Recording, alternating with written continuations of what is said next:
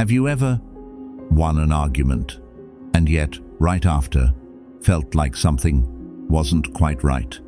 You were correct. Your reasoning was sharp. The other person fell silent or walked away. But the atmosphere grew heavy. Their eyes were no longer the same. And deep inside, you didn't feel stronger, only exhausted. We grow up believing that winning with words is a form of power. That if you are right, you must prove it. But there is a paradox very few people realize. The more you try to overpower others, the more you lose control of yourself. Because in the very moment you feel the need to win, you've already handed over control of your emotions to the person in front of you. You begin to react instead of choose. You begin to defend instead of observe. And the price you pay is not about being right or wrong, but respect, connection, and your inner peace. As Carl Jung once said, everything that irritates us about others can lead us to an understanding of ourselves. Perhaps the problem was never about the other person, but about how you respond when your ego is touched. And that is where true power begins, not in speaking more, but in understanding what is happening within you just before you speak. Because in every conflict, the most important battle is not between you and them, it is between you and your own mind. And to master that battle, you must first recognize the force behind every impulsive reaction, the ego. There are 4 things you must learn to master. 1. Recognizing the ego, the enemy of reason. There is something rarely admitted. Most arguments have nothing to do with truth. They are silent battles to protect something invisible, the ego. You can recognize it quickly if you're attentive enough. It appears when your voice becomes sharper than usual, when you no longer listen to understand, but only wait for the other person to pause so you can counterattack. It whispers, "Don't let them think you're wrong. You have to prove you're right. You can't lose." And in that very moment, reason steps back. Not because you lack intelligence, but because you are being controlled. The ego doesn't care about truth. It only cares about not being hurt. It turns a simple exchange into a battle of pride. And in that battle, you may win with words, but lose within yourself. Stoic philosophy does not demand that you always be right. It offers you a different kind of power, quieter, yet far stronger. The power of not needing to have an opinion. You don't have to respond to everything. You don't have to engage in every argument. There are moments when staying silent is not because you have nothing to say, but because you understand that not everything is worth trading your inner peace for. Recognizing the ego is not about destroying it. It is about no longer being controlled by it. 2. The space between stimulus and response. Every conflict begins from something small, a sentence, a glance, a misunderstanding. That is the stimulus. But what determines everything is not the stimulus itself. It is what happens right after. Between what you hear and what you say, there is always a space. Very brief, almost invisible. Yet within that space, you are either free or controlled. If you react immediately, you are not truly choosing. You are simply repeating an old pattern programmed by emotion. But if you pause, even for a moment, you begin to see things differently. Anger is no longer a command. It becomes a signal, something to observe, not to obey. As Seneca said, the best remedy for anger is delay. That delay does not make you weak. It gives you back control. And when you are no longer rushing to strike back, a new possibility emerges: curiosity. Instead of asking, "How do I prove them wrong?" you begin to ask, "What makes them see it this way?" A simple question like, "Can you help me understand this better?" can soften a confrontation that dozens of arguments cannot resolve. Because when people feel heard, they no longer need to fight. And you are no longer their opponent. You become a mirror reflecting the calm they have lost. 3. Understanding the undercurrents of emotion. If you listen long enough, you will notice something strange. People rarely argue about what they are saying. Harsh words are only the surface. Beneath them are quiet currents of emotion. Irritation may be the feeling of being dismissed. Anger may be the fear of not being respected. And sometimes, behind a rigid statement is a very simple need: to be heard. But in most conflicts, no one is truly listening. Each person is busy defending their position, like two people speaking on different frequencies, never quite reaching each other.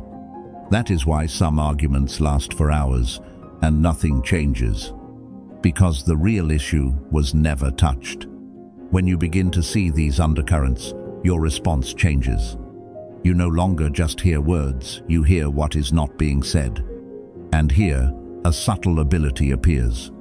Validation. Not agreement. Not surrender. But acknowledging that your feelings are real. A sentence like, "I understand why this is frustrating for you," can do what logic alone cannot: lower defenses. Because when people no longer feel dismissed, they no longer need to fight to exist in the conversation. And when emotions settle, reason finally has space to return. 4. Protecting dignity and knowing when to walk away. There is a common mistake in conflict. We think that to hold our ground, we must push the other person into defeat. But when people are cornered, they do not change. They defend harder, not because they are certain they are right, but because they have no way out without losing their dignity. If you truly want to influence others, don't attack them. Give them a way out. A simple phrase like, "I used to think the same way," does not weaken you. It builds a bridge instead of a wall. You are no longer standing against them. You are standing beside them, looking at the problem. And sometimes, the greatest strength is not in continuing the conversation, but in knowing when to stop. Not every argument deserves your energy. Some people are not seeking truth. They are seeking victory. In those confrontations, every word you speak is fuel for the fire. In those moments, walking away is not defeat. It is a conscious decision. You choose to protect your peace instead of feeding chaos. Your silence is not emptiness. It is a boundary, an unspoken statement. This is not where my energy belongs. And when you stop feeding the conflict, you begin to realize something. There is another kind of power, one that requires no words, yet can change the entire dynamic. It is a kind of strength that requires no words, yet is powerful enough to change the entire dynamic. You may have seen it before, in a room filled with tension. People speak faster, voices rise, arguments pile on top of arguments. And then there is one person who says nothing, not avoiding, not appearing weak, simply present, calm, observing, unreactive. And strangely enough, that very silence begins to slow everything down. Because silence, when paired with inner steadiness, is not emptiness. It is a form of authority, not the kind that forces, but the kind that makes others adjust themselves. When you don't take the bait, the confrontation loses its footing. Attacks have nothing to cling to. The energy the other person pushes out receives no matching response. And in that imbalance, they begin to slow down. Maybe their tone softens. Maybe they start to reflect. Or at the very least, they can no longer escalate as before. Not because you have defeated them, but because you refuse to play the game. Silence, at the right moment, does not suppress others. It dissolves the momentum of conflict. But this is not easy, because silence in moments of provocation, requires a very different kind of courage. Not the courage to speak, but the courage not to speak. The courage to sit with the urge to react immediately. The courage to not feel the need to prove yourself in every exchange. That is, freedom from the tyranny of momentary emotion. You are no longer pulled by every word, every glance, every misunderstanding. You remain still, like a fixed point in a rushing current. And over time, people begin to feel it. Not through what you say, but through what you no longer need to say. Your presence becomes clearer. Your words, when they are truly needed, carry more weight, because they come not from reaction, but from choice. And that is when silence is no longer a strategy. It becomes part of your character, something you don't display, yet is always recognized. But the real power of this does not lie in isolated moments. It lies in your ability to sustain it across a long journey where each small choice quietly shapes who you become. Not in a major argument, not in a dramatic moment, but in those brief seconds when you could react and choose not to. When you could say something sharp, but choose silence instead. When you could win, but choose peace. Those moments, subtle, repeated, almost unseen, are building something entirely different. Character, not something you display outwardly, but something others can feel when they are around you. Over time, you begin to notice a quiet shift. People no longer come to you to argue. They come to you for clarity, not because you always have the answers, but because you are not carried away by chaos. You become a point of stability not through loud words, but through quiet consistency, like a lighthouse that does not move, yet still guides. And what's remarkable is you don't achieve this by controlling others. You achieve it by no longer needing to control anyone.